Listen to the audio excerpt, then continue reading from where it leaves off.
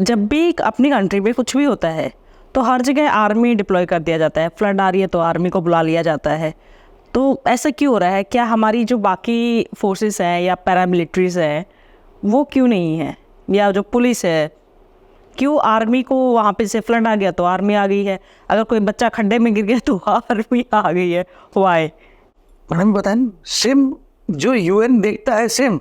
क्योंकि हम failure accept नहीं करते, फेलियर एक्सेप्ट नहीं करते। दूसरा है कि हमारे पास स्पेशलिस्ट बहुत हैं।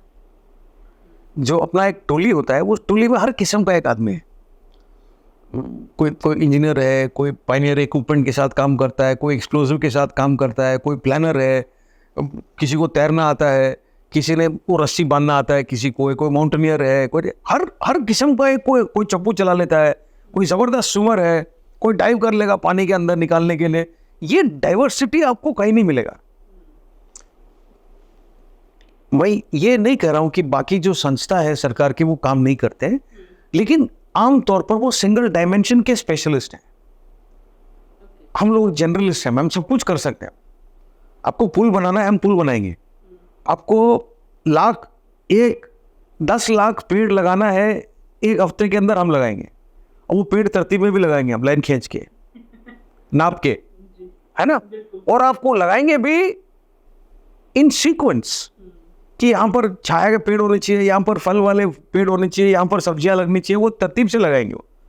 और फिर उसका मेंटेनेंस का भी एक शेड्यूल लिख के देंगे उसको कि ऐसे पानी देता रहेगा। आपको स्कूल बनाना है, आपको स्कूल में अचानक टीचर नहीं आया, 4 टीचर चाहिए, वो भी हो जाएगा एक टोली से। आपको मेडिकल कैंप लगाना है, आपको वॉलीबॉल खेलना है, आपको बच्चा खड्डे में गिर गया उसको निकालना है। मैं आपको एक कहानी सुनाता हूँ, ये हकीकत, मतलब it's not a story, it's a real life thing.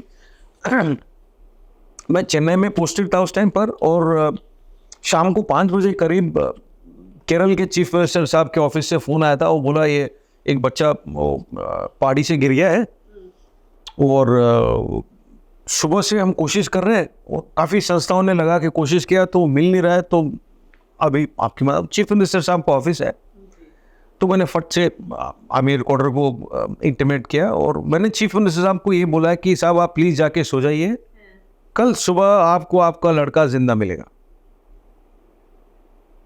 मैंने बोल तो दिया था, लेकिन सच तो ये है कि उस टाइम पर मुझे ये नहीं पता था कि वो लड़का जिंदा है, क्योंकि वो कितना गिरा है नहीं पता था, वो एरिया का लेआउट का नहीं पता था, उस जगह का नक्शा हमारे पास था नहीं। हालांकि गूगल से वो सब देख सकते हैं, लेकिन वो कहाँ गिरा है इसका कोई इल्म नहीं है किसी को।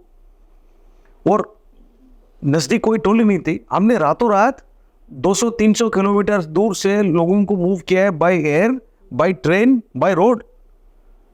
और सुबह 3 बजे से उनको जंगल के अंदर से चलाया, और तकरीबन 10:30 बजे उस बच्चे को 300 फीट रस्सी बांध करके उस बच्चे को ऊपर खींचा है। तो ना बोलने के कई तरीके हैं, हाँ बोलने का एक ही तरीका है, और करने का एक ही तरीका है। हाँ, ये भी हो सकता था कि हम फेल हो जाते, ये भी हो सकता था कि हम गए जब तक वो ख़त्म हो चुका हुआ, इट्स पॉसिबल। बट जब कोई मदद के लिए आता है तो सबसे ज़रूरी है उसको हौसला देना, कि हम 100% दे देंगे, उससे ज़्यादा तो दे नहीं सकते ना। मतलब मैं जितना हो सकता है उससे ज़्यादा ही दूंगा, मैं कम नहीं दूंगा। उसके बावजूद अगर खुदा ना खास्ता कुछ हो जाए, ये तो फिर मालिक की मर्जी है। So that is one small example. तो इसीलिए फ़ौज को बुलाते हैं, लेकिन फ़ौज को हर बारी नहीं बुलाते, क्योंकि पहले अपना लोकल ट्राई करते हैं ज़रूर। कभी उनके पास इक्विपमेंट होता नहीं है, कभी लीडरशिप नहीं होता ना, ये बड़ा प्रॉब्लम है। क्यों आ तो जाएंगे 80 लोग या 100 जन आ जाएंगे, 100 जन आ जाएंगे, लेकिन 100 जन में 100 वकील बैठे रहते हैं, तो फिर वो जज नहीं होता है। वो जज भी तो चाहिए ना वकीलों को संभालने के लिए। तो फिर फौज का वो तरतीब है, एक लेयर चलता है, तो एक है कोई जो कंट्रोल कमांड पोस्ट बना के वो सब को कंट्रोल करेगा, तो इससे आसान हो जाता है काम। That is why the army gets called. हाँ, एक चाहत जरूर है कि जितना हम करते हैं काम, उतना शायद क्रेडिट मिल नहीं पाता है। लेकिन ये भी एक खूबी है, हमें सिखाया जाता है कि आप काम करो और चुपचाप चले जाओ। जब काम खत्म हो जाए राम राम करो, थैंक यू वेरी मच, हाथ मिलाओ और निकल लो। अभी अभी केरला में हाल ही में वो बाढ़ आए थे और बहुत बहुत काम किया फौज, जबरदस्त काम किया। और आपने यूट्यूब में सोशल मीडिया में देखा वो फोटो, वो एक शेड सा था, मतलब एक बड़ा कमरा है जिसपे 50-60 फौजी मतलब वर्दी पहन के लेट के सो रहे, वो उनका रेस्ट का जगह है। लेकिन आपने कंप्लेंट सुना किसी से कि फौजी को रहने के लिए नहीं मिला है, या फिर खाने को नहीं मिला है, या फिर वो लगातार 48 घंटे बाहर ही था पानी में, या उसको रैशेस हो गए, या वो बीमार पड़ गया, ये फौजी को खांसी होगी, जुकाम, फीवर, वायरल, फ्लू, टाइफॉइड? नहीं सुनेंगे आप, क्योंकि हमें टास्क मिला था जा करके लोगों को मदद करना। फौज गई, लोगों को मदद किया है, जब हालात काबू में आ गए तो राम राम करके वापस आ गए। यही तो होता है हिंदुस्तान का फौज।